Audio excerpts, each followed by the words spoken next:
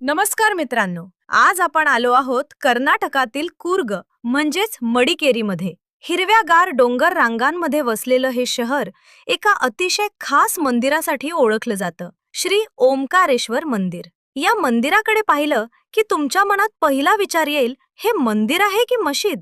कारण याची रचना दाक्षिणात्य मंदिरांसारखी नसून इंडो सॅरासेनिक शैलीत आहे.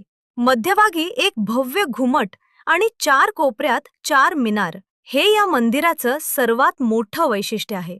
या मंदिराचा इतिहास तितकाच रंजक आहे. 1820 मध्ये राजा लिंग राजेंद्र यांनी हे मंदिर बांधलं. असं म्हटलं जातं की एका ब्राह्मणाच्या हत्येचं पापशालन करण्यासाठी आणि त्यांच्या आत्म्याला शांती मिळावी म्हणून राजानं हे शिवमंदिर उभारलं.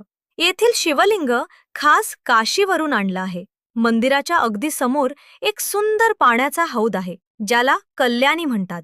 या तलावाच्या मध्यभागी एक छोटा मंडप आहे. शांत पाणी, त्यातील मासे आणि आजूबाजूचं प्रसन्न वातावरण मनाला खूप शांती देत.